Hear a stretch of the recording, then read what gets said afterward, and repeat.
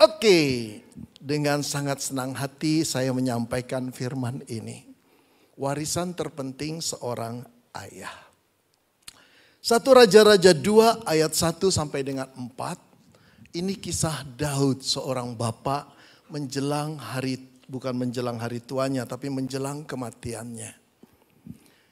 1 Raja-Raja 2 ayat 1 sampai dengan 4, demikianlah firman Tuhan.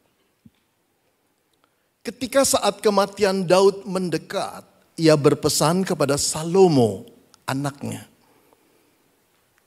yang sudah diangkat sebagai raja oleh Daud. Ayat 2, aku ini akan menempuh jalan segala yang fana. Maka kuatkanlah hatimu dan berlakulah seperti laki-laki. Lakukanlah kewajibanmu dengan setia terhadap Tuhan Allahmu. Dengan hidup menurut jalan yang ditunjukkannya, dengan tetap mengikuti segala ketetapan, perintah, peraturan dan ketentuannya seperti yang tertulis dalam hukum Musa. Sebab supaya engkau beruntung dalam segala kau lakukan dan dalam segala yang kau tuju. Dan supaya Tuhan menepati janji yang diucapkannya tentang aku, yakni jika anak-anakmu laki-laki tetap hidup di hadapanku dengan setia dan dengan segenap hati dan dengan segenap jiwa, maka keturunanmu tak akan terputus dari tata kerajaan Israel. Saudara, ada sebagian orang yang tidak bisa membedakan mana yang kurang penting dan mana yang terpenting. Terlebih lagi ada banyak orang yang tidak bisa membedakan di antara hal-hal penting yang terpenting itu yang mana. Sering kali orang salah fokus, hidup justru memilih hal-hal yang kurang penting. Bukan terpenting. Dan mengabaikan yang terpenting di antara yang penting. Saudara-saudara, dalam memilih teman hidup, terkadang juga para pemuda-pemudi mengabaikan yang terpenting dan menghitung yang kurang penting. Saudara, di TikTok ada tayangan seorang cowok mewawancarai beberapa wanita, tentu satu-satu. Pertanyaannya gini, pilih cowok yang ganteng tapi tidak setia, atau pilih cowok yang jelek tapi setia? Aduh saudara, semua orang juga tahu jawabannya. Betul gak? Mempunyai cowok yang ganteng itu membanggakan. Tapi yang terpenting adalah cowok yang setia. Betul? Tapi kenapa sih yang begini ditayangkan dan ditanyakan? Karena ada kemungkinan gadis-gadis itu tidak bisa memilih yang terpenting. Dan mendahulukan yang kurang penting. Betul ya ibu bapak dan saudara sekalian? Jelas kita harus memilih seorang cowok yang setia daripada yang ganteng. Tapi kalau bisa dapat yang ganteng dan setia, tajir dan juga sultan, itu puji Tuhan. Betul dak? Tapi kalau disuruh milih yang terpenting, yang setia dong. Dalam berumah tangga, Pak Sutri juga sering kali, Pak Sutri itu pasangan suami istri, tidak bisa membedakan mana yang kurang penting atau mana yang kurang penting atau penting dibanding dengan yang terpenting. Ibu-ibu yang dikasihi Tuhan, menjadi seorang ibu yang rajin dan bertanggung jawab. Sehingga engkau bangun pagi-pagi, memasak makanan buat keluarga, mencucikan pakaian anggota keluarga dan suami, kemudian membereskan dapur, kemudian menyapu lantai, mengepel, membersihkan rumah tangga, itu penting. Tetapi yang terpenting adalah menjalin relasi dengan suami dan anggota rumah tangga, anak-anak. Seorang papa berkata, "Ma, kita jalan yuk sama anak-anak." "Kapan?" "Ya 1 jam lagi lah. Anak-anak menanti kamu untuk kita pergi." "Aduh bapak, semua belum beres, ini masih kacau, ini masih kotor, gimana sih? Enak aja laki-laki, mau pergi. Membereskan rumah, membersihkan rumah itu penting, tapi tidak terpenting. Menjalin relasi dengan istri dan dengan suami dan anak-anak itu jauh lebih penting, ibu-ibu. Saudara-saudara yang dikasihi Tuhan, menjadi suami yang rajin, kerja keras, mencari uang itu penting. Tapi kalau sampai pulang malam untuk mendapatkan penghasilan lebih, untuk mendapatkan jaminan buat keluarga sampai mengabaikan yang terpenting. Yang terpenting apa? Menjalin, membina relasi dengan istri dan juga anak-anak. Kalau itu diabaikan, kita salah fokus. Salfok. Ketika kita salah fokus, yang jadi korban apa? Diri kita sendiri. Punya tujuan sesuatu yang sebetulnya gak penting dicapai. Atau kurang penting dicapai. Yang terpenting kita abaikan. Akhirnya dampak itu berbicara juga atau berdampak pada orang-orang yang kita kasihi di sekeliling kita. Karena kita salah fokus dalam hidup ini. Saudara-saudara yang dikasihi oleh Tuhan, sekarang di hari ayah, saya ingin bertanya kepada para ayah, para bapak. Andai kata Anda akan mewariskan sesuatu kepada anak-anak Anda, warisan terpenting apa yang Anda akan tinggalkan? Coba pikir, kalau belum pernah berpikir tentang hal ini. Warisan terpenting apa yang engkau ingin wariskan kepada anak yang kau kasihi?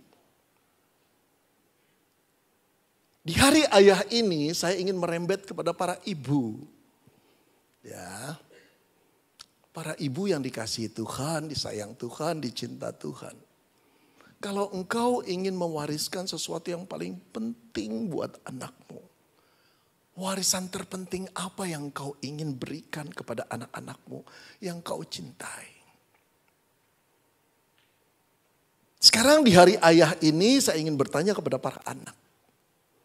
Hai anak-anak muda, kalau engkau ingin mendapat warisan dari ortumu, kamu ingin warisan terpenting apa yang menjadi bagianmu?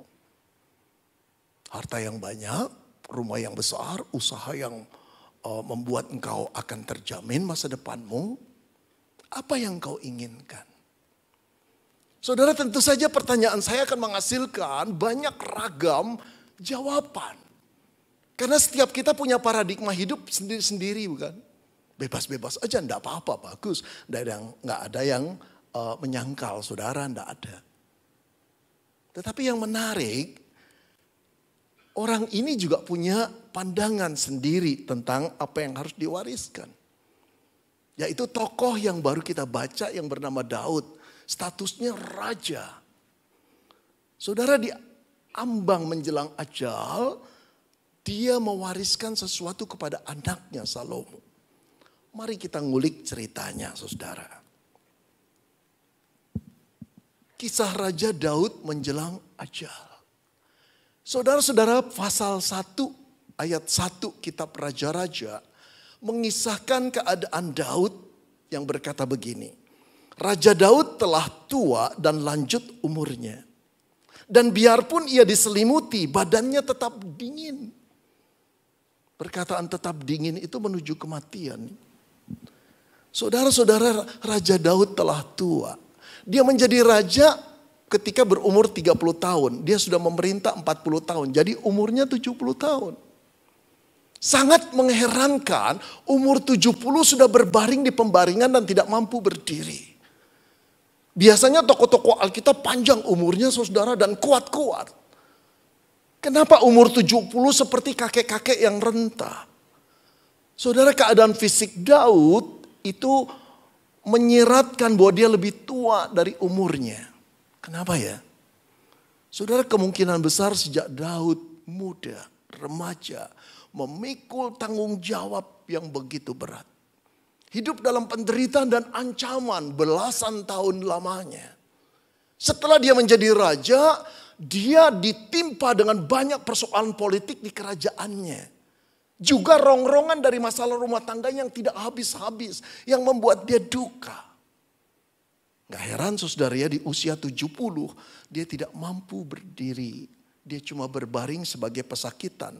Dia tidak mampu menjalankan pemerintahan sebagai seorang raja.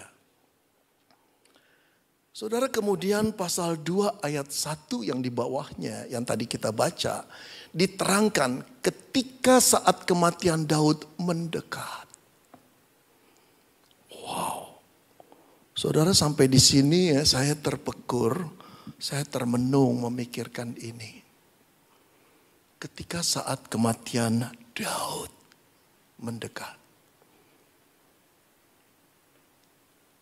Kalimat ini menerobos ke jantung saya, ke hati saya yang terdalam dan sangat menyakitkan. Apa yang saya pikirkan dan renungkan? Daud. Ketika kematian Daud. Siapa Daud? Seorang yang dari muda sudah begitu terkenal. Seorang pahlawan Israel yang dipuja-puja oleh rakyatnya.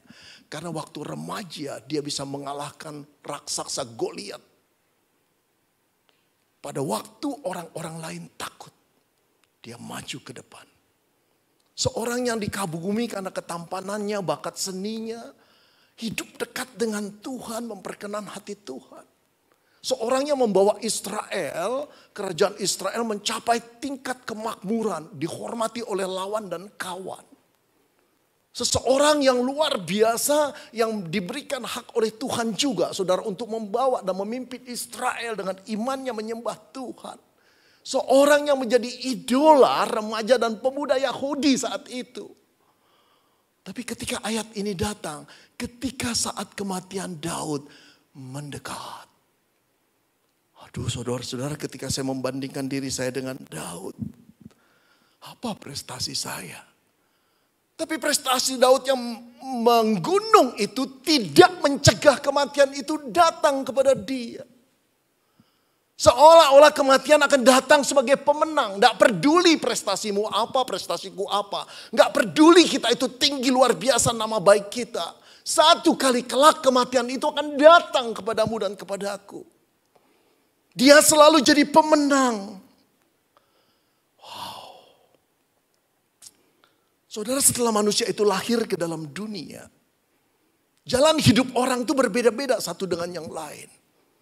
Ideologi berbeda-beda, tujuan hidup berbeda-beda.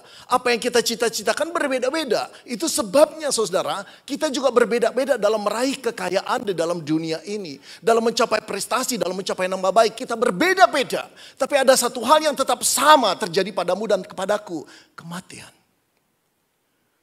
Seolah-olah kematian mau menutup, aku tidak peduli kamu bapak seperti apa. Prestasi seperti apa. Aku datang dan memanggilmu pulang. Kematian.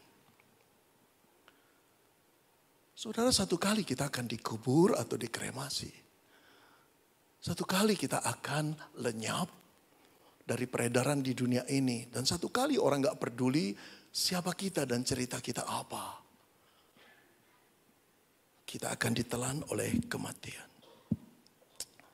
Betul-betul menyentak ayat 1 dari pasal 2 ketika saat kematian Daud mendekat. Apa yang dia lakukan? Ia berpesan kepada Salomo anaknya. Wow, ini sesuatu bagian yang penting. Daud menyadari kematian itu sudah merambat di dalam detik-detik hidup. Daud ingin berpesan kepada putranya yang baru saja diangkat sebagai raja, Salomo. 19 tahun umurnya. 70 tahun umur Daud, 19 tahun putranya. Daud menjadi raja umur 30, dia 19. Apa enggak cemas Daud? Ini anak kurang pengalaman. Lalu apa yang mau dipesankan? Sebelum dia memesan pesan terakhir, Daud berkata demikian kepada Salomo. Aku ini akan menempuh jalan yang fana. Artinya meninggal dunia. Maka kuatkanlah hatimu. Ini yang dibongkar Daud dulu. Karena Daud tahu hubungan dia dengan Salomo begitu dekat. Kalau nanti Salomo mendapati kematiannya, menghancurkan hati Salomo, menghancurkan semangatnya. Sedangkan dia baru diangkat jadi raja. Kuatkan hatimu Salomo. Jangan berlama-lama di dalam duka. Itu yang diinginkan. Karena engkau seorang raja, tanggung jawabmu besar sekali. Kuatkan hatimu. Lalu dilanjutkan lagi saudara. Berlakulah seperti laki-laki.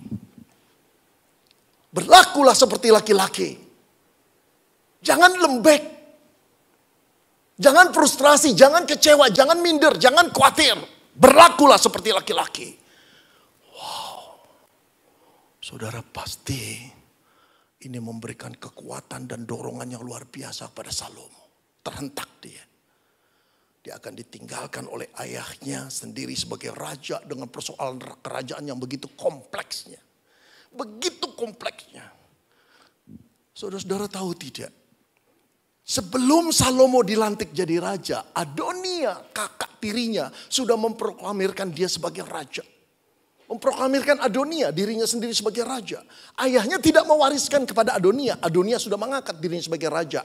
Dan di backup oleh Yoab, panglima perang Daud yang sangat berpengalaman dalam berperang. Memihak Adonia. Dan ada seorang iman yang namanya Abiatar memihak kepada Adonia. Dan puluhan ribu rakyat, mungkin ratusan ribu juga memihak kepada Adonia. Saudara, bagaimana mungkin anak ingusan ini yang baru berumur 19 tahun. Kalau sekarang baru tingkat 1 loh. Kalau diterima di perguruan tinggi, kemungkinan sih gak diterima. Saudara-saudara yang dikasih umur 19 tahun. Menghadapi pergolakan politik dalam kerajaan yang sangat mengerikan. Salah menangani, habis riwayatnya dipancung kepalanya. Tapi Daud berkata, berlakulah seperti laki-laki.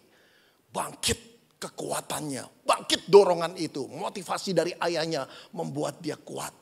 Tapi saya bertanya, masa si Salomo gak bertanya, gimana caranya Pak? Aku belum berpengalaman. Aku mau kuat, aku mau jadi laki-laki. Tapi gimana caranya? Saudara, Daud tahu pesannya belum selesai. Setelah dia menguatkan anak laki-lakinya Salomo. Lalu Daud melanjutkan pesan terakhirnya. Inilah bagian yang terpenting saudara. Daud berkata, lakukanlah kewajibanmu dengan setia terhadap Tuhan Allahmu. Dengan hidup menurut jalan yang ditunjukkannya dan dengan mengikuti segala ketetapan, perintah, peraturan dan ketentuannya. Seperti yang tertulis dalam hukum Musa. Daud mewariskan bagian yang terpenting kepada anaknya Salomo. Ternyata bukan soal kekuasaan, bukan soal kekayaan, bukan. Sama sekali bukan hal itu. Bukan juga pengalaman strategi perang yang Daud pernah alami dan pakai kepada anaknya dikatakan. Walaupun itu nanti dikatakan juga setelah pesan terpenting, warisan terpenting ini diberikan. Tetapi strategi perang bukan masalah yang terpenting. Saudara, apa masalah yang terpenting?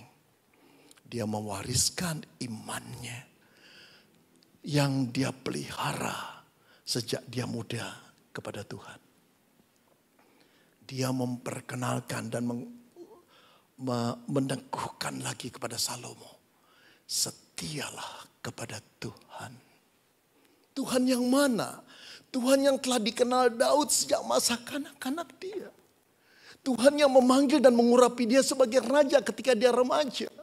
Tuhan yang ada berserta dia ketika melawan raksasa Goliat itu. Tuhan yang selalu ada ketika dia merasa frustrasi dalam pemburuan Saul. Dari gua ke gua, dari gurun ke gurun. Tuhan yang ada bersama dengan dia ketika dia menangis kesepian. Tuhan yang tahu ketika dia jatuh. Sekarang dia wariskan pengenalan dia akan Tuhan ini kepada anaknya Salomo. Saudara, Daud tidak berkata warisan terakhirnya adalah Salomo. Kalau aku meninggal dunia, jaga mamamu baik-baik.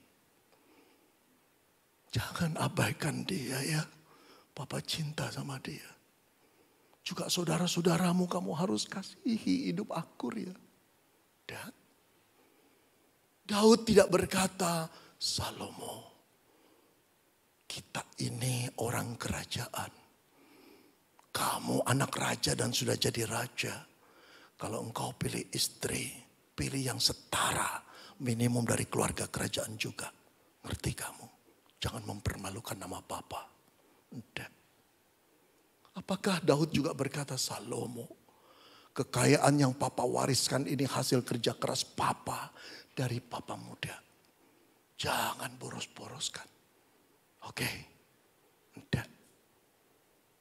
Saudara-saudara, karena itu bukan yang terpenting. Daud tidak salah fokus. Setialah pada Tuhan Allahmu. Sekarang Daud masuk pada intinya, iman yang diwariskan. Legasi inilah yang diberikan kepada Salomo. Dia sebagai seorang ayah tahu ini yang terpenting. Daud tidak salah fokus. Lalu Daud memamerkan lagi. Kalau engkau mengikuti dan setia pada Allah, pada perintah-perintahnya dan ketetapannya, dalam arti hidup menurut firman Tuhan, maka apa yang terjadi? Saudara, yang terjadi adalah ini. Yang pertama, saudara, dikatakan supaya engkau beruntung dalam segala yang kau lakukan dan dalam segala yang kau tuju. Kamu beruntung, kamu berhasil, kamu berhikmat. Salomo, kalau engkau melakukan iman yang kuwariskan ini, hidupmu beruntung, berhasil, sukses.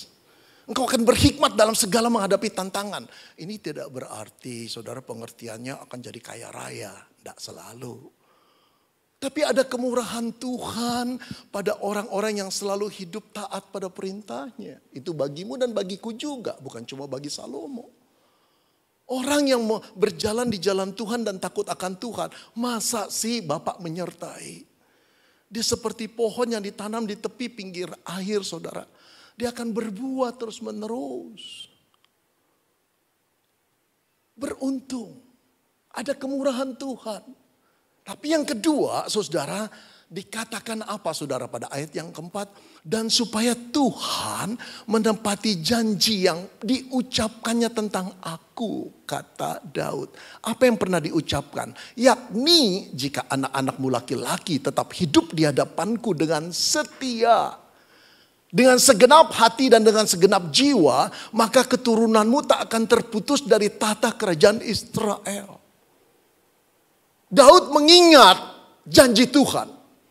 Kalau Daud dan keturunannya setia kepada Tuhan menuruti perintahnya, maka anak-anak Daud, cucu-cucu Daud tidak akan keluar dari tahta itu. Terus menerus dipimpin Tuhan menjadi raja kerajaan Israel. Daud berharap Salomo mengikuti perintahnya untuk memegang janji Tuhan.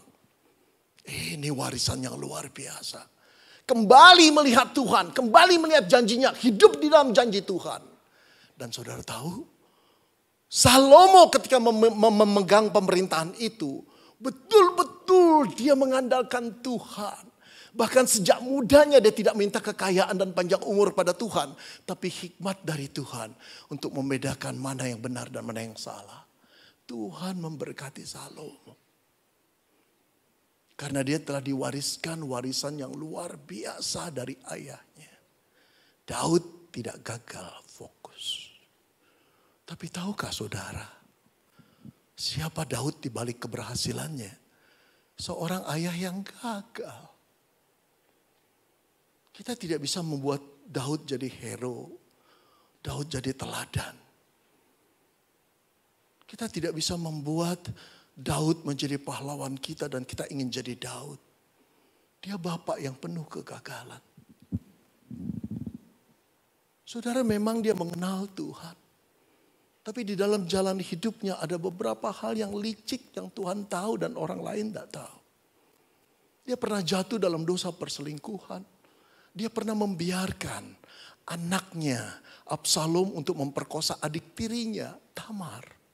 Dia sedih tapi dia tidak tegur. Dialah sumber kekacauan anak-anaknya. Dia seorang papa yang mementingkan karirnya tapi mengabaikan keluarganya. Ini orang gagal. Jangan contoh Daud.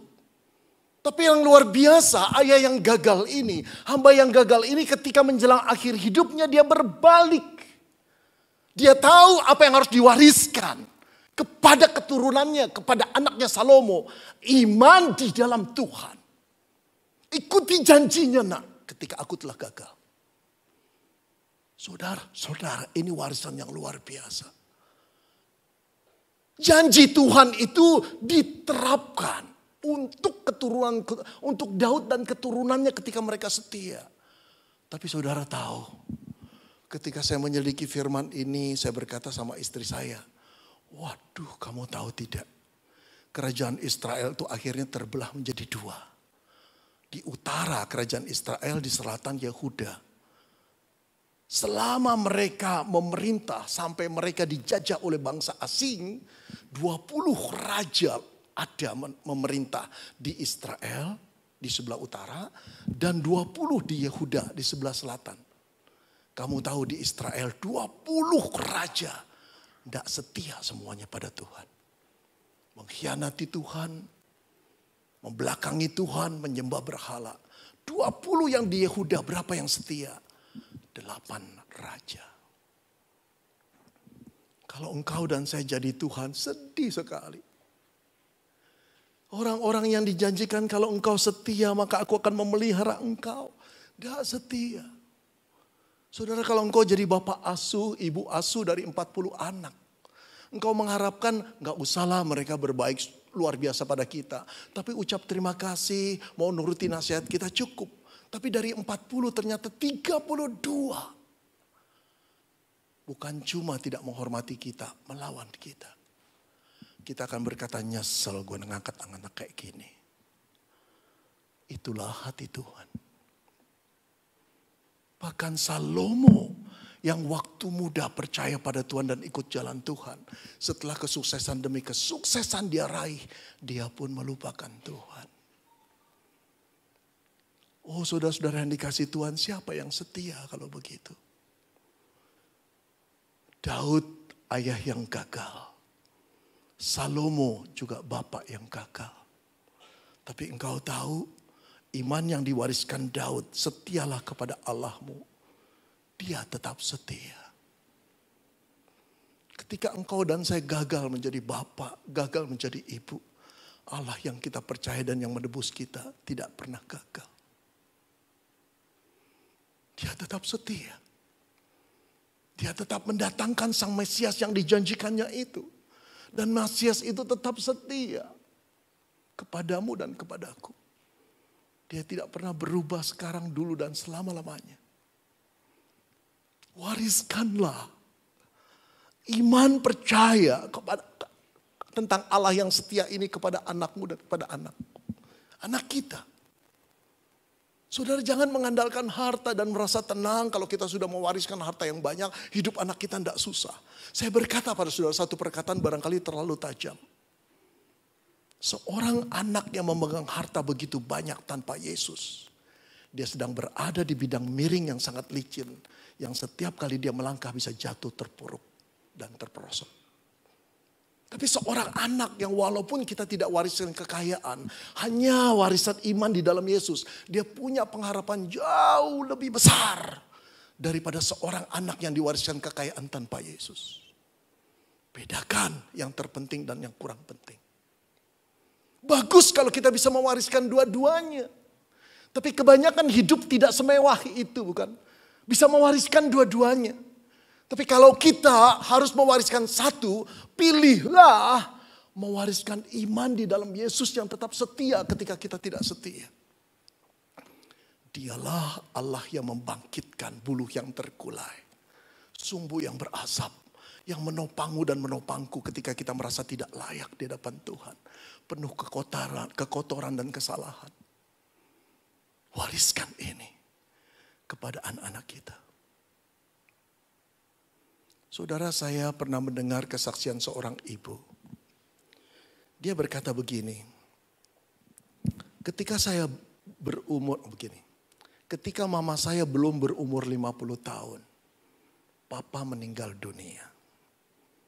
Dia meninggalkan mama dengan 9 orang anak. dan dengan kemiskinan. Saudara bisa bayangkan kan, 9 anak, seorang janda ditinggalkan dengan kemiskinan. Tapi papa adalah seorang Kristen yang baik. Tiap malam dia selalu mengumpulkan kami dan bercerita tentang cerita-cerita Alkitab. Tiap kali kami diingatkan, nak, jangan langgar firman Tuhan. Nak, hormati Tuhan, kasihi Tuhan, hidupmu akan dipimpin Dia. Kami kehilangan. Tapi kami diwariskan iman untuk percaya pada Yesus. Dan itu juga yang diwariskan kepada mama. Tidak mudah mama merawat kami 9 anak. Nggak semua dari kami itu baik-baik. Ketika dia membesarkan kami sudah sulit, mendidik kami jauh lebih sulit. Terkadang dia memukul dadanya, berteriak dengan menangis. Mama nggak kuat lagi. Dia masuk ke kamarnya, dia nangis di sana. Kami tahu apa doanya. Aku gak kuat Tuhan. Tolong aku ibu yang lemah Tuhan. Tolong untuk aku sanggup mendidik anak-anakku. Tapi iman yang diwariskan oleh papa kepada mama terus berbicara. Dan iman itu kami pegang. Mama menjual kue camilan. Dan setiap dari kami mendapat bagian untuk membawa ke sekolah. Menjual kepada teman-teman sekolah. Puluhan tahun yang lalu kami hidup seperti itu, kata ibu yang bersaksi. Sekarang kami telah berkeluarga dan dewasa. Tuhan memberkati. Kami rata-rata mempunyai ekonomi yang mapan. Dan 2 di antara anak mama, anak papa menjadi pendeta. Dan ibu itu yang bersaksi seorang pendeta. Saudara, dari mana istrinya bisa kuat? Iman yang diwariskan oleh seorang papa. Dari mana anak-anak bisa bertahan? Iman yang diwariskan dari seorang papa. Jangan salah fokus. Hai para bapak, jangan terus mengejar kekayaan yang kau impikan dengan paradigma ini untuk warisan anak-anakku. Tidak akan ada gunanya sebelum engkau mewariskan yang terpenting. Iman dalam Kristus Tuhan. Hai para bapak yang tidak bisa menghasilkan banyak, jangan kecewa. Yang terpenting kau bisa mewariskan iman di dalam Tuhan. Itu jauh lebih menguatkan anak-anakmu daripada usaha rumah yang berlimpah. Izinkan mereka mengenal Yesusmu. Wariskan yang terbaik.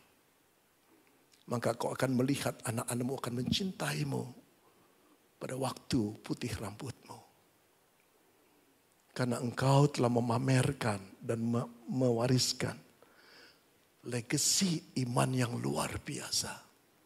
Di mana Yesus, Allah yang mereka sembah adalah Allah yang setia. Selamat Hari Bapa.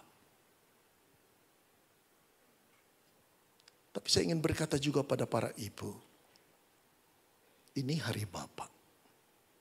Tapi firman ini mengingatkan kepadamu. Wariskan yang terbaik pada anak-anakmu. Aku ingin bicara di Hari Bapa kepada pemuda-pemudi yang belum menikah. Jangan kecewa mempunyai ayah yang tidak berdaya secara ekonomi. Termasuk aku. Asal engkau mempunyai Yesus, hari depanmu tetap cerah. Engkau ada bersama satu pribadi yang tidak pernah meninggalkanmu. Bahkan aku berkata, ketika engkau tidak mempunyai bapak yang bisa diteladani, engkau masih mempunyai juru selamat yang bisa kau teladani. Tanamkan itu dalam hidupmu. Takutlah akan Tuhan, setialah kepadanya, hiduplah dalam firman-Nya. Kau akan beruntung, engkau akan tetap dijaga oleh Bapa yang mengasihimu. Mari kita berdoa. Terima kasih untuk firman-Mu. Kami sering lupa Ketika kami berupaya meraih sedunia sebanyak-banyaknya. Bahwa hari depan kami yang terdepan ada di dalam tangan-Mu. Bahwa kematian tidak bisa kami hindari. Persoalan yang terbesar apa yang kami wariskan untuk anak-anak kami. Seringkali kami salah fokus. Kami menganggap semua ini untuk anak-anak kami. Padahal bukan itu yang terpenting. Tuhan, kami Bapak yang gagal. Kami penuh kelemahan. Tuhan tahu siapa kami. Bahkan kami lebih gagal daripada Daud hamba-Mu. Tapi kalau Daud juga ditolong Tuhan, tolong kami. Kasihi kami dan ampuni kami. Rubah paradigma kami Tuhan. Agar kami menjadi Bapa yang bisa menjadi teladan buat anak-anak kami.